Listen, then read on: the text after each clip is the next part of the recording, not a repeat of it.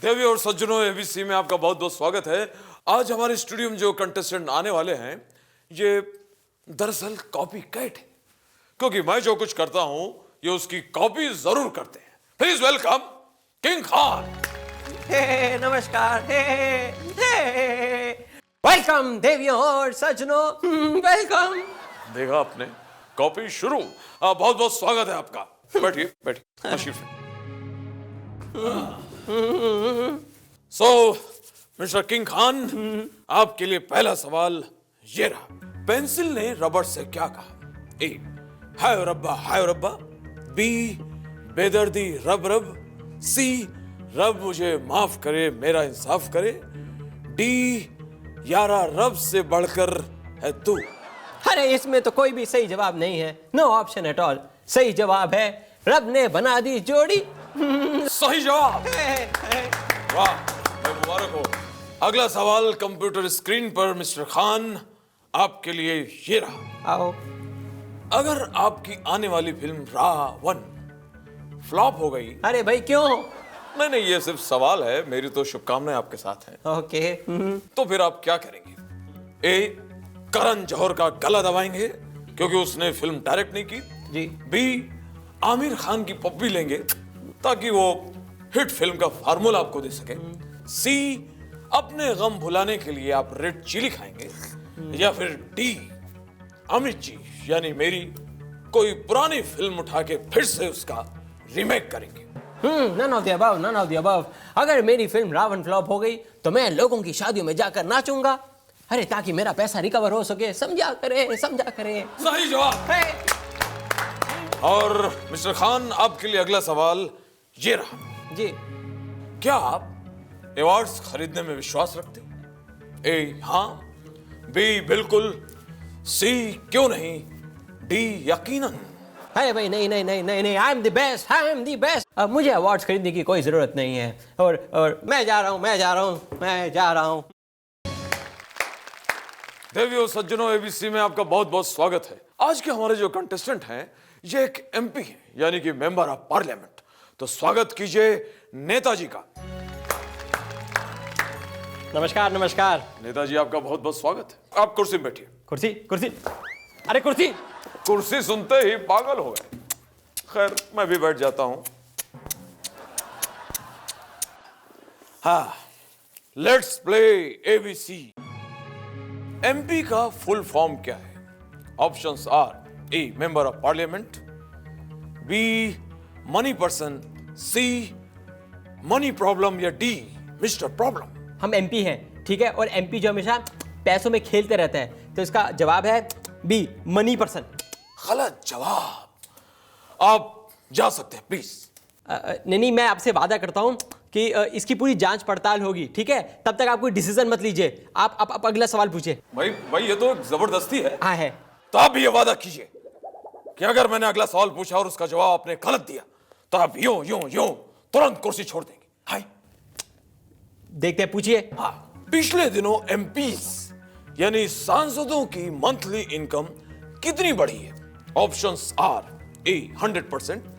B, 200%। C, 300%। D, कुछ भी नहीं। इसका जवाब तो यही है, डी, कुछ भी नहीं बढ़ी। ओह नेताजी, गलत जवाब। इसका सही जवाब है ये सांसदों की मंथली इनकम 18,000 से बढ़ा के 50,000 कर दी गई। अजी आप क्या बात कर रहे हैं? अब सैलरी भी कोई इनकम है? सैलरी तो सिर्फ दिखाने के लिए होती है। असली इनकम तो साइड इनकम होती है। अब वो तो बड़ी नहीं ना। सही जवाब। Computer ji, you are wrong. और अब बढ़ते हैं आपसे डरते हुए अगले सवाल की तरफ। एक एमपी क्या काम करता है? Options are: A, bill pass करता है। बी, मनी पास करता है। सी, लोगों के प्रॉब्लम पास करता है। या डी, कंट्री इंटरेस्ट के आइडियाज पास करता है। इसका जवाब है ई, वो टाइम पास करता है। नेताजी, गलत जवाब। अब आपको ये कुर्सी छोड़नी पड़ेगी क्योंकि आपने वादा किया था कि कुर्सी छोड़ देंगे। हम कुर्सी नहीं छोड़ने वाले हैं, समझे? अरे नेताजी, कुर्सी तो छोड़ जाइए। दोस्तों, आज हमारे साथ हैं अली भाई। अली भाई पहले पाकिस्तानी आतंकवादी थे, लेकिन अब वो बहुत ही शराफत की जिंदगी बसर कर रहे हैं। आइए करते हैं उनसे कुछ बातचीत। सुना है कि आपने एक ऐसा प्लेन हाईजैक कर लिया था जिसमें जरदारी, गिलानी और मुशर्रफ थे। ऐसा प्लेन हाईजैक करके आपको क्या हासिल हुआ? मेरे को 50 करोड़ रुपया मिला। मैं पाकिस्तानी अवाम को बोली कि मेरे को 50 करोड़ रुपया अगर हासिल नहीं हुई तो मैं तीनों को एक एक करके छोड़ देगी।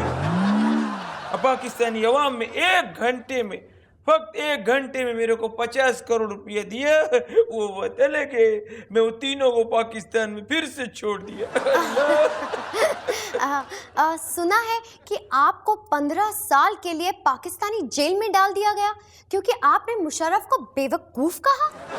हकीकत है, क्या करेगी वो खबीस का औलाद। मेरे को 5 साल की सजा इसके वास्ते दिया कि मैं मुशर्रफ को बेवकूफ बोली, और 10 साल की सजा मेरे को इस वास्ते दिया कि पाकिस्तान के इतने टॉप सीक्रेट को मैं ओपन कर दी। क्या करेगी अल्लाह। आज हमारे साथ है पॉलिटिशियंस के मनपसंद doctor, fitness expert doctor Bharat. आइए करते हैं उनसे कुछ सवाल। Welcome sir. डॉक्टर भारत, हमने सुना है कि अटल जी को नींद ना आने की बीमारी है, आपने उनका इलाज कैसे किया? मैंने अटल जी से कहा, अटल जी आप अपनी कविताएं पढ़ा करें, आपको नींद आ जाएगी। उन्होंने कविताएं पढ़नी शुरू कर दी। तो नींद आ गई? हाँ, बड़ी जबरदस्त नींद आई। मैं 2 दिन उनके बंगले में सोया, आज ही उठ के आया हूँ यहाँ।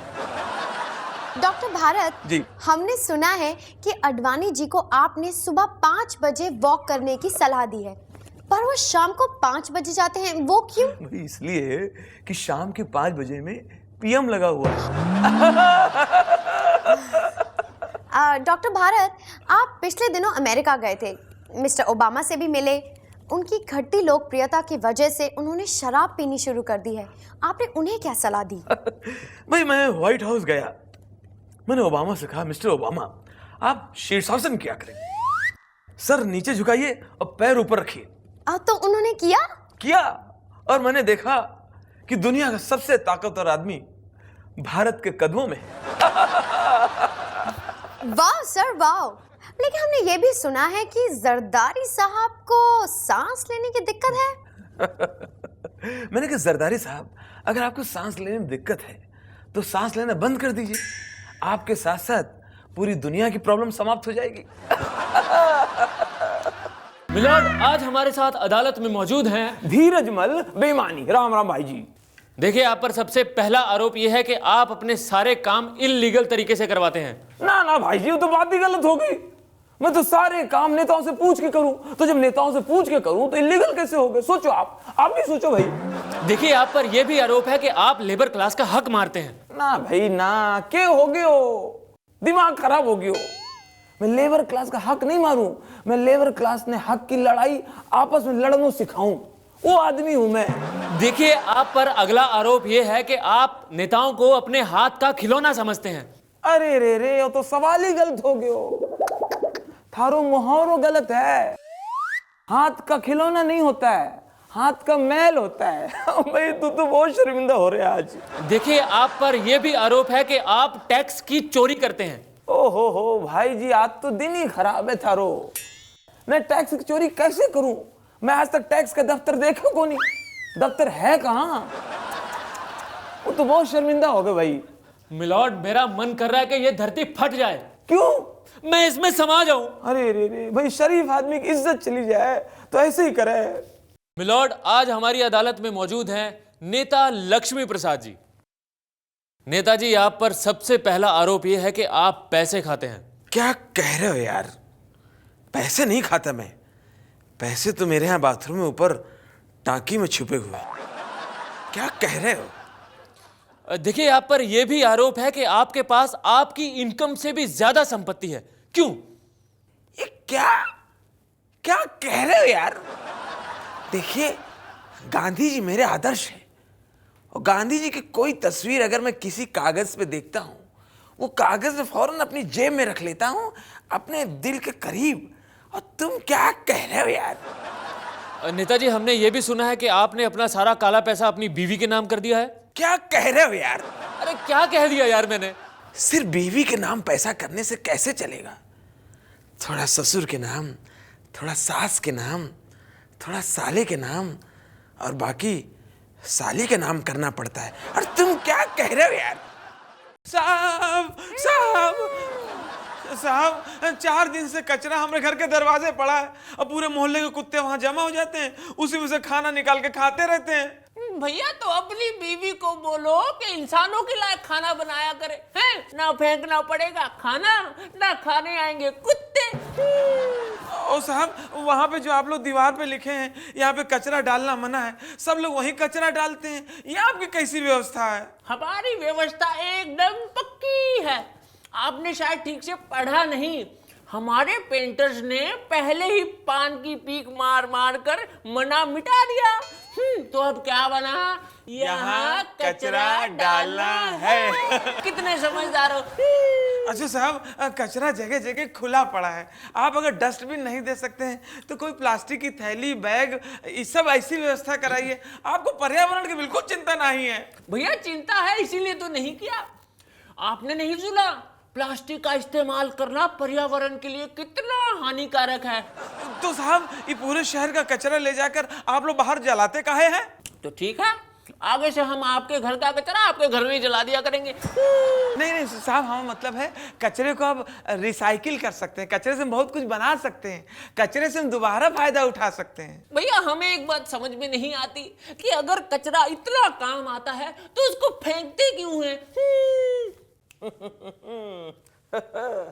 भाई साहब, आपके सारे कलर टीवी बहुत महंगे हैं, कोई सस्ता वाला कलर टीवी दिखाइए। भाई साहब, सस्ते लोगों के लिए सस्ता कलर टीवी वो रहा। इसमें सिर्फ 2 ही कलर आते हैं, ब्लैक एंड व्हाइट।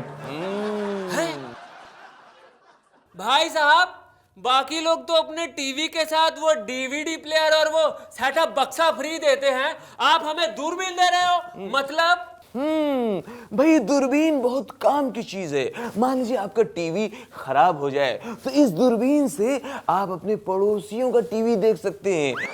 और ऐसा हमारे टीवी के साथ अक्सर होता है बहनों भाइयों। अक्सर? मुझे नहीं चाहिए। भाई साहब, इस टीवी में ना तो डीवीडी प्लेयर है और ना ही वो होम थिएटर सिस्टम है, तो आप इसको 2 in 1 कैसे कह सकते हैं? हमारे टीवी की पिक्चर अक्सर चली जाती है, रह जाता है सिर्फ साउंड, तब वो रेडियो का काम करता है। तो रेडियो और टीवी हो गया ना 2 in 1 बहन भाइयों। दोस्तों, आज हमारे साथ है हमारे देश की युवा पीढ़ी के युवा नेता मिस्टर पिंकू शर्मा। आइए करते हैं उनसे कुछ बातचीत। Welcome to our show sir. Ay what's up yo. Sir, हम ये जानना चाहते हैं कि 15 अगस्त को क्या हुआ था? ओ, मुझे याद नहीं, मैं उस दिन फॉरेन टूर में था। सर, मेरे कहने का मतलब है भारत कब आजाद हुआ था? मैंने अभी तो आपको बताया कि मैं उस दिन फॉरेन टूर में था। तो फिर आज़ादी कब मिली थी, थोड़ा प्रॉब्लम। आई एम श्योर आपको ये भी नहीं पता होगा कि हमारा भारत किस तरह से आजाद हुआ था, राइट? किस तरह आज़ाद हुआ था? सर, मैं आपसे पूछ रही हूँ किस तरह से। हाँ हाँ, आज़ादी मुझे लगता है आपको अर्जुन सिंह से पूछना चाहिए। उन्होंने ही भोपाल से एंडरसन को आज़ाद कराया था। सर, कितने शर्म की बात है कि आजकल की युवा पीढ़ी को ये भी नहीं पता कि हमारे कितने भारतवासियों ने 15 अगस्त के लिए कितना खून बहाया था और वो लोग कौन थे। एग्जैक्टली नहीं पता है। खून बहा था तो कोई या तो विदेशी ताकत का हाथ होगा या फिर पड़ोसी देश का हाथ होगा। सर, हमारे देश का राष्ट्रीय गान क्या है? चक दे और चक दे इंडिया, चक दे और चक दे इंडिया। दोस्तों, आज फिर से मैं आपकी मुलाकात कराने वाली हूँ हमारे देश के महान नेता, जी हाँ, IOC के प्रेसिडेंट मिस्टर नरेश कलमाड़ी साहब से। आइए करते हैं उनसे कुछ बातचीत। स्वागत है आपका सर। नमस्कार सर, हम जानना चाहते हैं कि आप बॉक्सिंग के लिए किसको चुनने वाले हैं? बॉक्सिंग के लिए मैंने राहुल महाजन का नाम दिया था, लेकिन मैंने आइडिया ड्रॉप कर दिया। क्यों सर? क्योंकि मुझे पता चला है कि वो तो सिर्फ औरतों को ही मारता है। और सर, जैवलिन थ्रो के लिए आपने किसको चुना है? मैंने जैवलिन थ्रो के लिए राखी सावंत का सिलेक्शन करवा दिया है। करवा दिया? कैसे सर? हाँ, क्योंकि वही लंबी लंबी छोड़ती है और वही लंबी लंबी फेंकती है। मेरा दावा है वो बाम्बू को भी बहुत दूर तक फेंकेगी। बाम्बू? डंडे को। वाह सर वाह। बस आखिरी प्रश्न, आप रनिंग के लिए किसको सिलेक्ट करने वाले हैं? अरे सर आप तो शर्मा रहे, क्यों सर? रनिंग के लिए मैंने अपना ही नाम दिया है। क्यों? तुमने देखा नहीं इन दिनों मीडिया और प्रेस को देखते ही मैं कितना तेज भागता हूँ।